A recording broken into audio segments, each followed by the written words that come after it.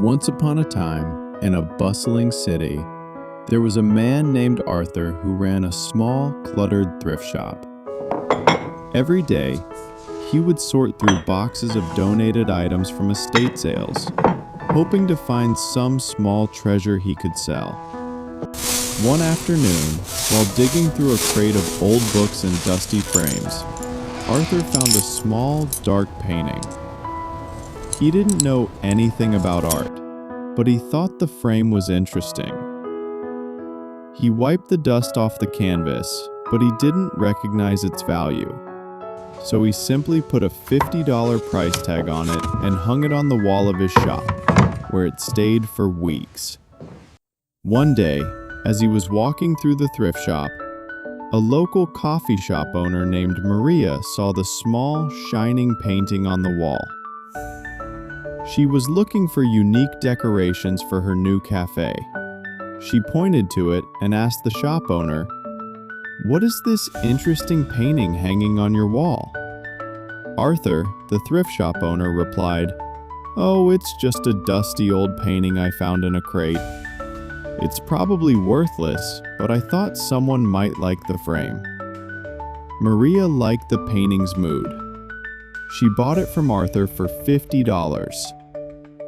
The coffee shop owner then hung the painting on the main wall of her cafe, right above the espresso machine.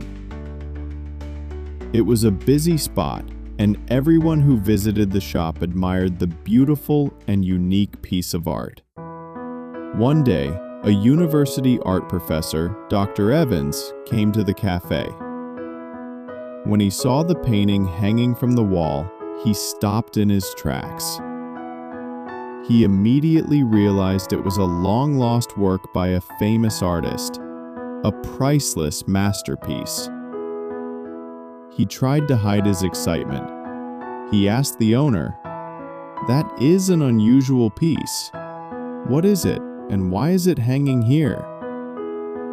The owner replied, "Disadvantages atop. Oh, it's just a painting I bought from a thrift shop owner for $50. I thought it looked nice." The professor, who was knowledgeable but also very stingy, then asked, "It's certainly unique. Would you like to sell it to me?" The owner said, "I've grown quite fond of it, but if you want it, give me $100 and take it. It would be a nice little profit for me." The professor, despite knowing the painting was worth thousands, said, "I can give you $80 for it right now. If you agree, I'll take it. Otherwise, I'll leave." But the owner insisted on $100.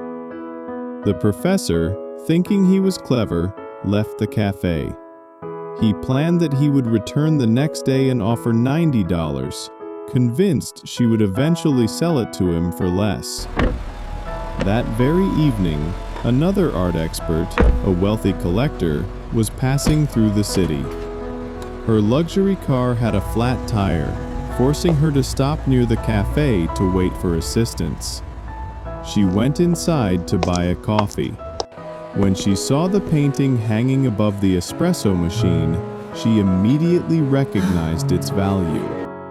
She walked straight to the owner, offered $100, and bought the painting without any hesitation or bargaining. She took it off the wall and left just as her car was repaired. The next day, the stingy professor came back, holding $90 in his hand.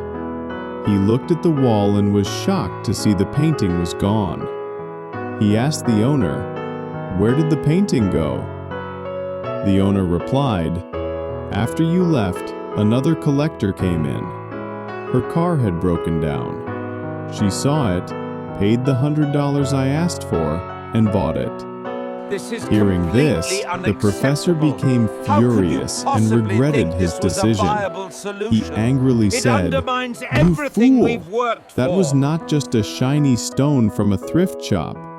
That was a priceless masterpiece, and you sold it for just $100. The coffee shop owner laughed and replied, "Sir, I didn't know it was a priceless masterpiece.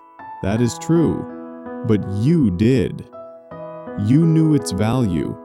Still, you argued and haggled over $20. She leaned forward. So the real fool is you, who recognized a priceless treasure and then lost it forever, all for the sake of just $20. This story teaches us 3 important lessons. 1. Be stingy only where it's needed. If you're stingy everywhere, especially when opportunity knocks, you may miss out on great things. 2. Never miss an opportunity. Sometimes, thinking you're too smart or too clever, you let the best chances slip away. 3. Never delay your work. There's an old saying, do tomorrow's work today and today's work now. The right time to act is now.